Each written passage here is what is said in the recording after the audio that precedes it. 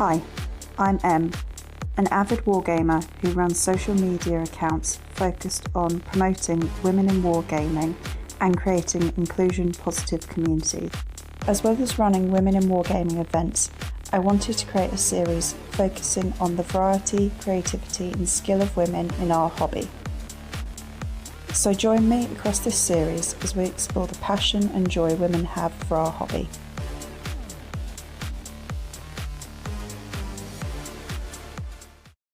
Today I speak to Wingshan, a UK-based creative who has played and developed independent wargames for many years.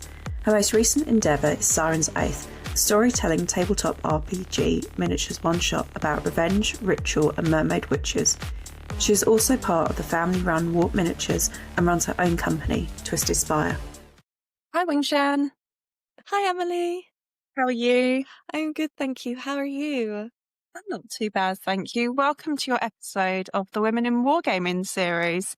So let's just jump right in. So how did you start your wargaming journey? So the legend is that my mum was painting Warhammer the night I was born. And it all labor kicked in. So I'm like, it's fate. It's absolutely fate. I mean, I was an born. incredible origin story. Right? It's a good one. And I'm based in Nottingham, so of course it's kind of part of, everything here. But then I guess, my brother and my dad kind of was into it when I was really little. And then I think they kind of fell out of it. And then it wasn't like I grew up as a child painting miniatures or being involved in the hobby. It just so happened that for that brief stint, my mother was really into painting Warhammer, which is great.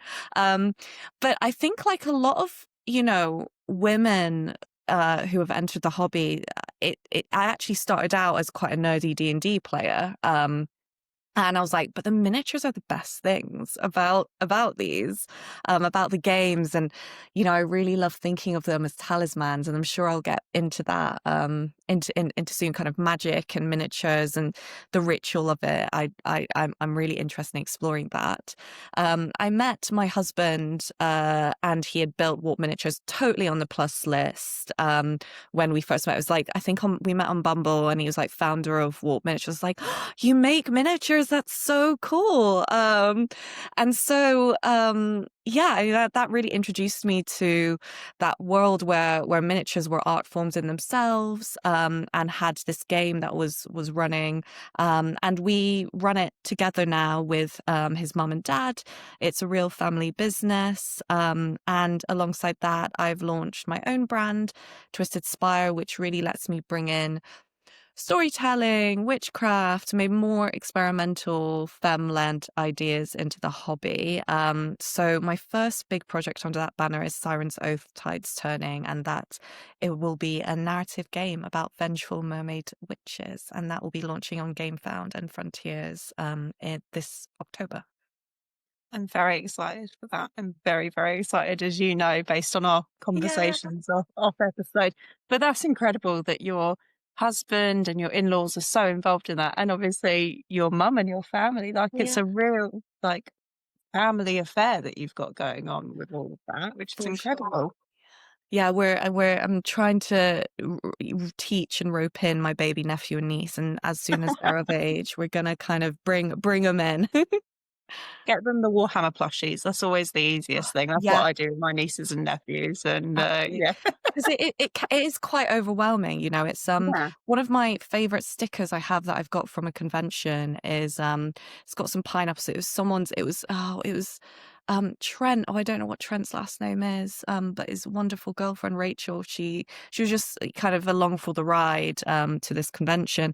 But there's like this real culture of exchanging stickers, and it was something like a few pineapples. It was like, I don't know much about Warhammer, but I'm having a great time, which is, and it's on my kind of sticker water bottle, and it's it's a great, it's the entry. And I think that one of the things I'm sure we'll get into is it can be quite overwhelming, intimidating, especially for women and children, and anyone entering the hobby. It's so rich and vibrant and with so much history, but it's like it is a lot when you start out.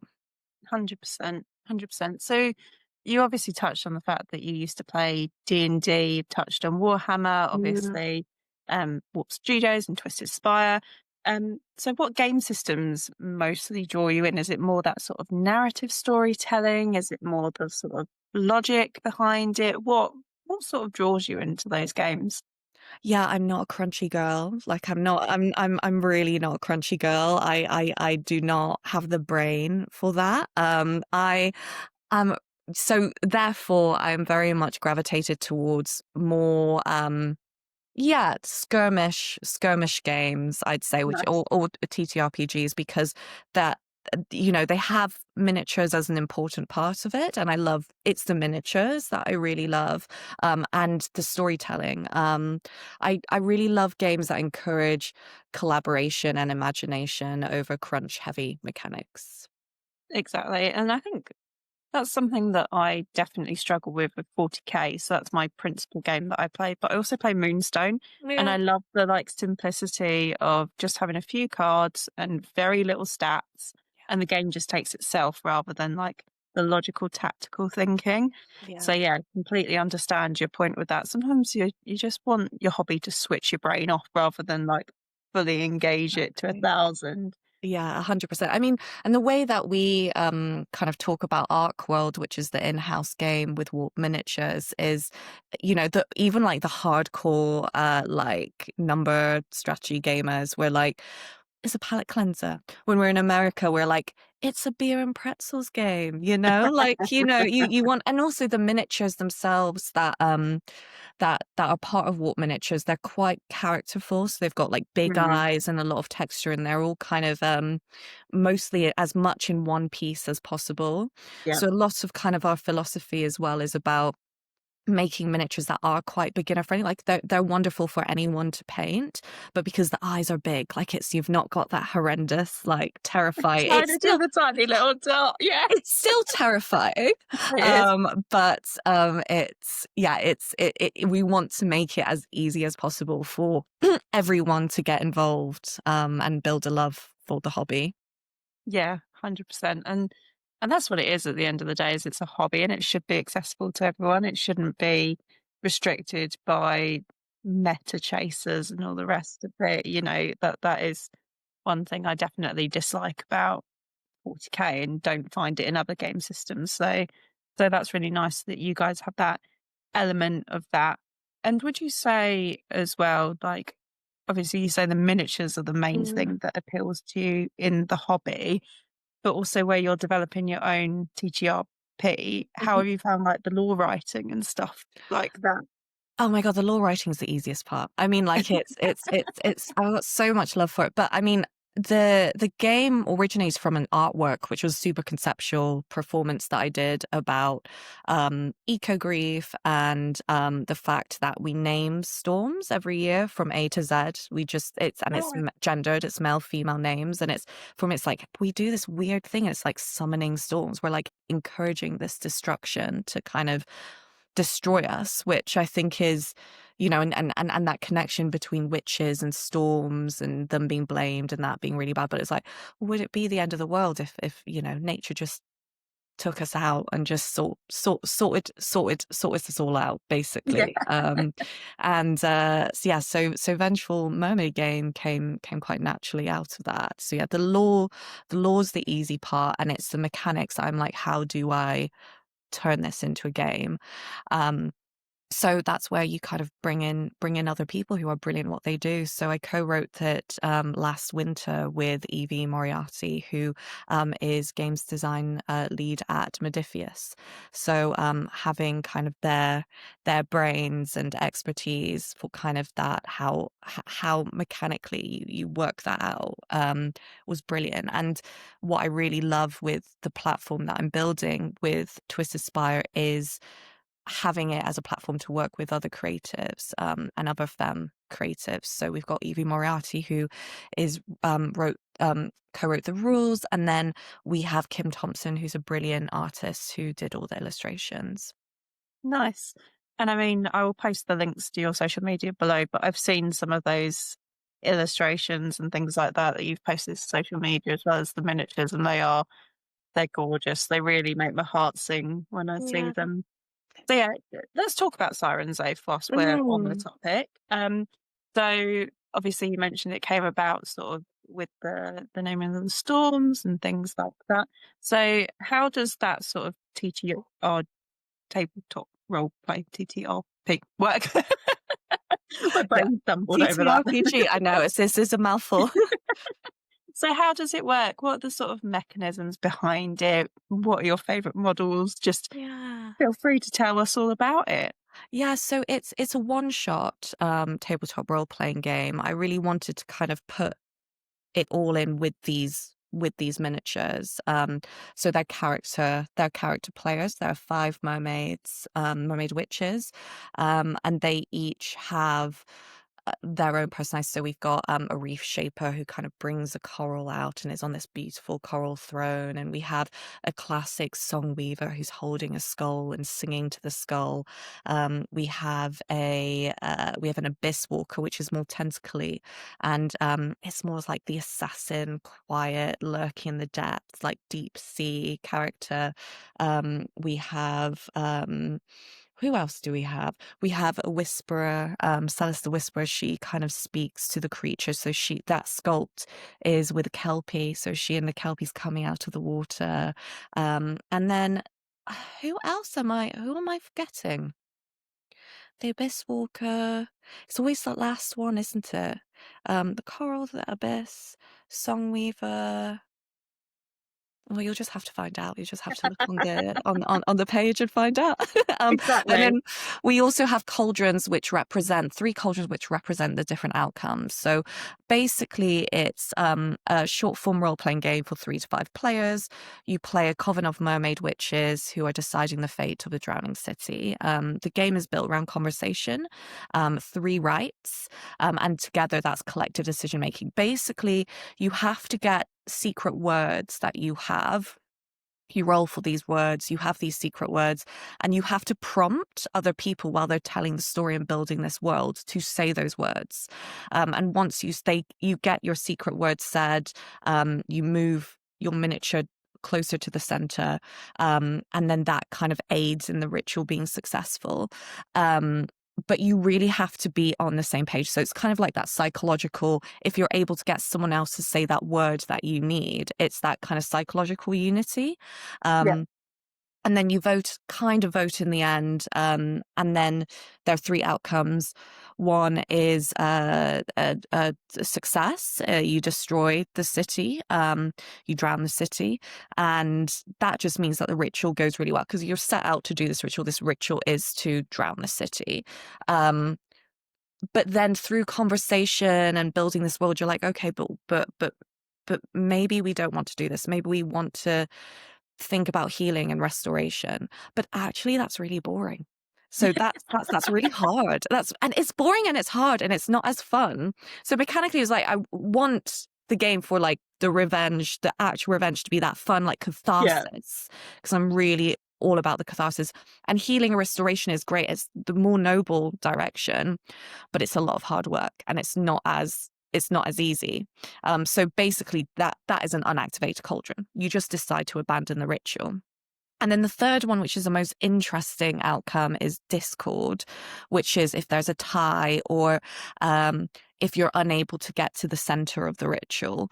And basically what happens there is you perform the ritual and but the magic senses that things aren't right, that you're unsure or you're not connected or you're not unified. And so the ritual goes badly and you throw the whole world into chaos. And I like to think this as maybe a prequel to something bigger and a bigger story. So we'll see how this one shot goes and there might be more to come. I honestly am so excited to get my hands on this game. Like, the concept of that sounds amazing because sometimes you go in with the best intention of getting vengeance and things like that, but then your brain starts to think about it more and more and more as you progress through the game.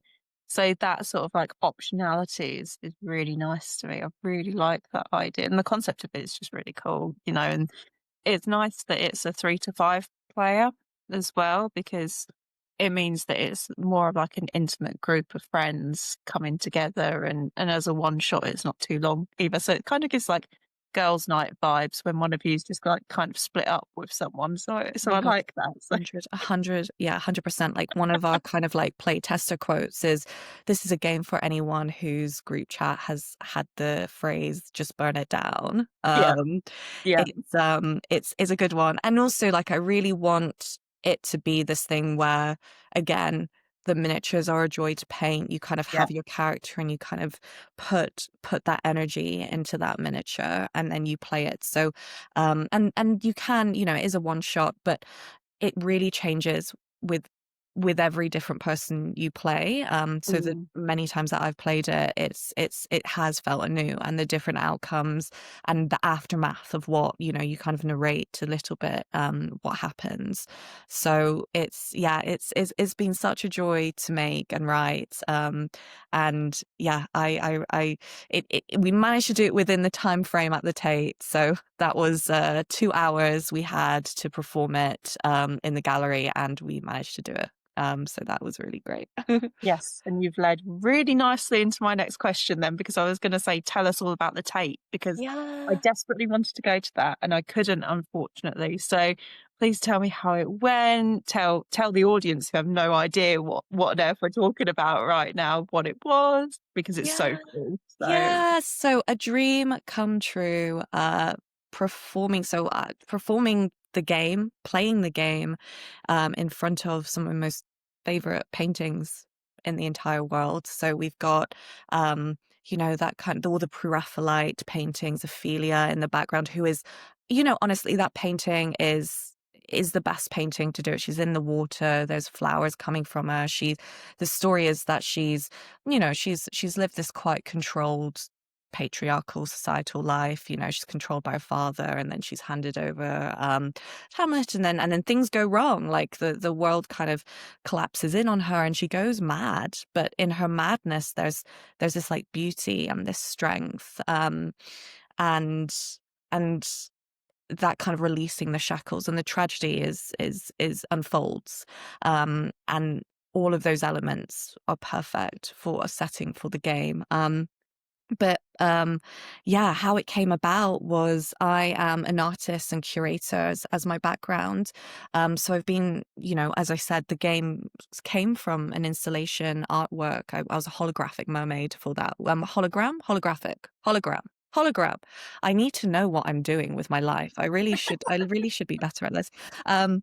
But I'm an artist and curator. And I actually think the art world, it needs shaking up. It needs, to bring in practices outside of the visual arts of what is seen as traditionally art.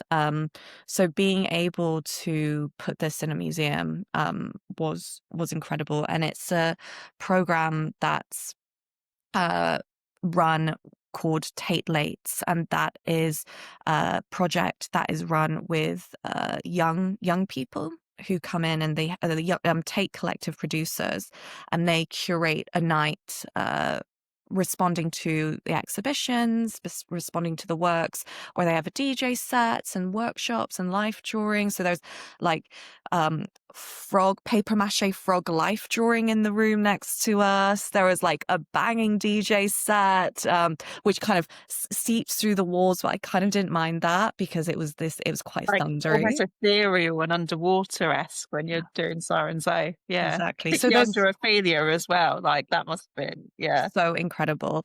So that there's loads going on in the night. And yeah, the curators approached me to do a performance. Originally not necessarily the game, but I proposed doing the game, and they're really well up for it. So, there's a lot of people are like, oh, the art world isn't into games.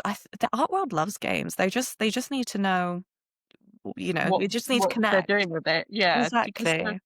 particularly with me, so I have autism, so I am quite visual when I read and I play and things like that. Like properly mentally throw myself in. So I can see why like the art world is very much the same, where it's everyone's such a visual thinker and you get fully pulled into the lore of the game and you can visualize this reality, you know.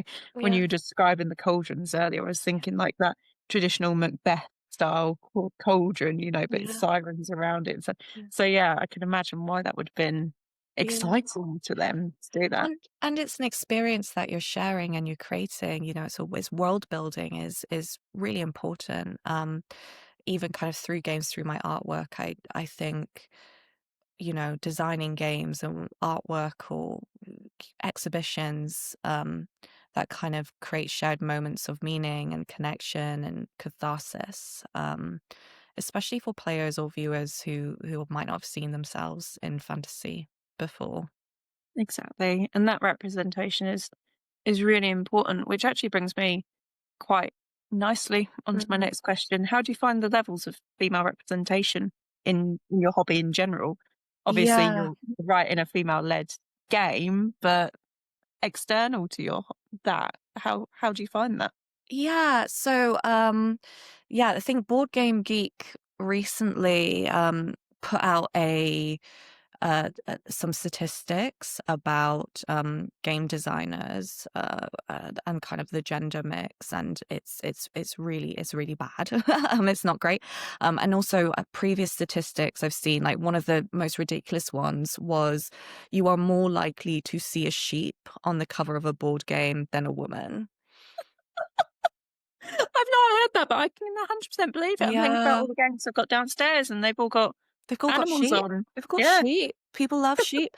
And even when it is a woman, it's often like overtly sexualized and like, and don't get me wrong, I'm doing a game about mermaids. They're sexy girlies, but it's like very much female gaze. It's very much that kind of yeah. rather being looked at. They're the ones who are looking. It's the Um, internal strength of your characters as opposed to them fulfilling a typical femme sort of identity, yeah. almost where they're meek and mild and Yeah. And placate to a passive. patriarchy. Yeah, Exactly. And I think there's increasing, you know, I think we're making steps. Absolutely. There are brilliant things coming um into the game space and amazing miniatures and painters, and I think it's massively growing, but it's still not enough. And I think representation can't just be a few more female miniatures. It has to be intersectional. It has to bring diverse perspectives from across you know, human and non, maybe even also non-human. I don't know. That you can get into a lot there. But yeah, and also celebrating diverse makers and really. sculptors and illustrators and designers and painters and the stories we tell. And I Yeah, think that's where real change happens. exactly. Exactly. And it's nice to see the sector, yes, it's very slow, but it's nice to see that intersectionality start to come to the forefront. You sort of see it it's less so in the mainstream, but certainly in the indie games section, you're seeing a lot more of it now, which is lovely to see as someone that kind of proactively looks for female characters because that's my comfort Yeah, space. I can yeah, respond to them and react to them and play them as I think they should be played rather than these want of a better term, big steroid filled space marines that I yeah, don't understand in any way, shape, or form. So, yeah. Exactly. and the models that you've created, I've seen the sculpts. They're incredible. They're gorgeous. I love the Kelpie. It's fantastic. Um, but in terms of like, obviously they come as a single Mhm, piece. How do you begin thinking about painting them? Like, mhm. what's your painting process? How do you translate how you think the character should be onto the physical model? Yeah, so I mean, I don't know. Feel very much a beginner painter. Like I love Same. miniatures, but it's there's a lot of imposter syndrome, which I think is it's that whole thing about you know, like one thing I'd say to other people is like there's no right way to do this hobby, and the Yeah. magic really comes from expressing your unique self, whether that's through paint styles and the stories you tell, how you choose to play.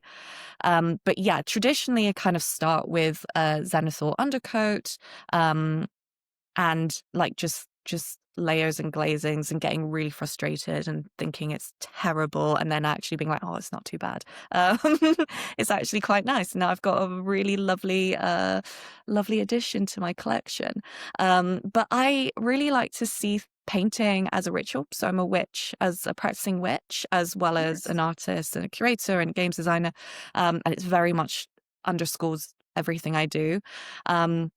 So yeah, I like to see it as a ritual, and I'll bless my water pot like a cauldron. So here's my little cauldron water pot. That's Such lovely. thing. I And like yeah, the crescent moons and the full moon. I'm tattooed and moons everywhere ah, and things like love that. So that. And yeah, Memento Mori, I love that. Those are yeah. great And then I have tattoos.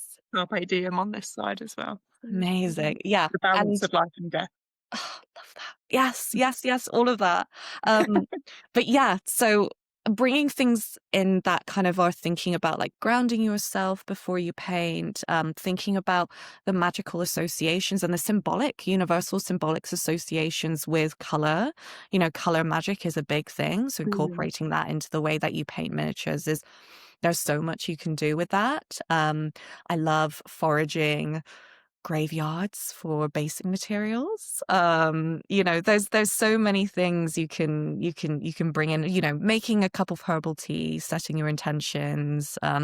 Really, we're talking about the girlies and miniatures and wargaming. Like, it's all about romanticizing the process and making it feel magical. And yeah, that's a really not specific and roundabout way of explaining how I do things, because it But changes all the time.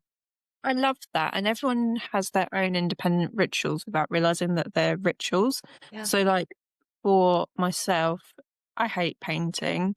Like, I'm not going to lie, Really? I'm not that sort of person in any way, shape, or form. But I think recently I've learned that I'm frustrated because I see a lot of things on social media and think that I should be painting to that level, and I can't.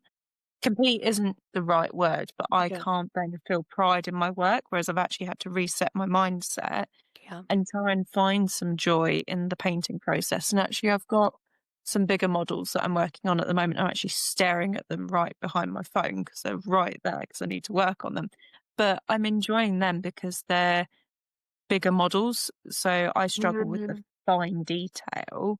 But actually, I'm teaching myself new techniques on these bigger models because I've got the space to play and like that ritual aspect. So like I'm very precise with where I put everything on my paint station, and I make sure that I've got time set aside, and I put a podcast on, and I make myself look forward to that Yeah. time now, and I love the thought of you like blessing your cauldron and things like that. That's such a nice like way of thinking about it, and it obviously respects your beliefs as well, which is even more important. So no, thank you for sharing that. Yeah. That's really I awesome. I think it's that kind of intimidation aspect of the hobby, and you do see so much on social media where everything is incredible, and really it is about experimenting and playing and expression, and the sculpt is the base for that. Yes. And if you've got a good sculpt, that is, you just do washes, there are so many cheats, and in embracing those and knowing that also it doesn't have to be perfect. And Exactly. yeah. Exactly. No, I think that's such good advice and such a wonderful outset of thinking about it. So, yeah, thank you. Um, we've obviously touched on the Tate, but are there any other events or locations that you particularly call to mind when you think of your hobby? Like, what are some of your favourites? Yeah, so I mean, obviously, I live really close to Warhammer World, which is great. I can love But witches, dangerous. lovely. But dangerous. Very dangerous, very, very dangerous. But honestly, like it's somewhere I always bring people visiting.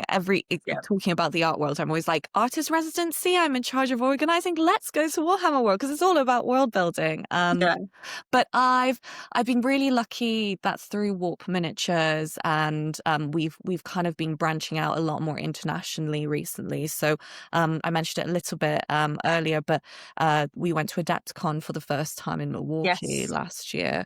I saw that. That looked incredible. It was really great. It had, I don't know, it was interesting because it had this because I've been to a lot of other cons in the UK. So one that's close to us that we do is like Partisan and, Hammerhead in Newark, or Vapn Attack in York. And they're great, but we're very kind of, because in the UK it's very historical, wargaming and miniatures. Whereas it was really interesting at Adepticon. It was so fantasy leaning. Like we tend to be kind of more the odd ones out with our fantasy World miniatures. War II and things like that, and the Romans and Vikings. Yeah, exactly. So it was and quite younger, like not that like I think everyone of all ages think it's a really lovely intergenerational thing to do with people. But it was really interesting how vibrant the community was. There just seems like there was loads of possibility, and people were really wonderful and friendly and open.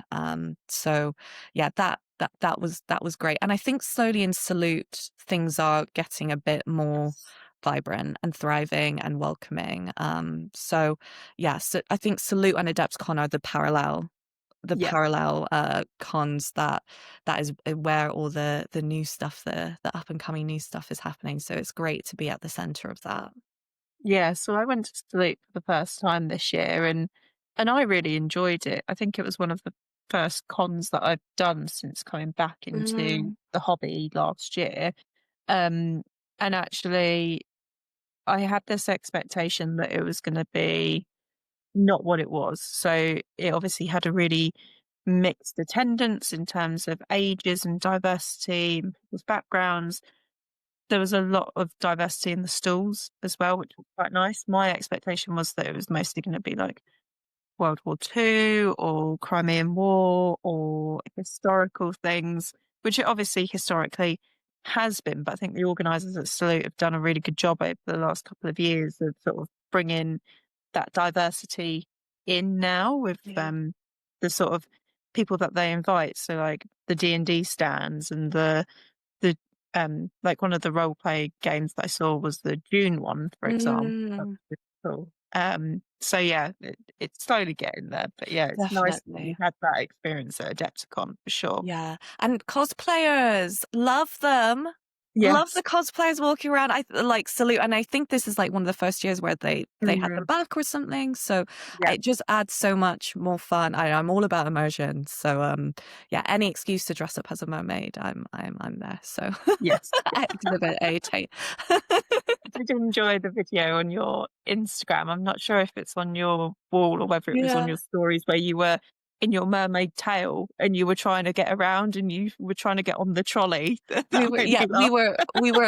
had to be smuggled through the Tate Britain through all these artifacts on a trolley with the mermaids. And Alex, who's kind of Warp Miniatures, my husband, he did a really great job of picking me up very gracefully from the Tate steps and walking out. I was like, you are wearing a pirate flowy shirt for this. Almost got him in leather trousers, but we didn't. We didn't quite make that, unfortunately. One step away. Yeah. Next time, Tate, call me back, and we'll get him in leather trousers. Yeah, that sounds ideal. That sounds great. So we've talked a lot about sort of your wider family influences and the fact that through Warp Studios and some of your other ventures that you've got this like big pool of people that you can call upon. But who are the people in particular that you admire in your hobby? Yeah, so many. But I have to kind of say Annie of Bad Squiddo Games, leaps and bounds for female representation in miniatures, historical fantasy, otherwise. Literally got two of her girlies here. We've got these like princesses which Yeah. I've painted recently.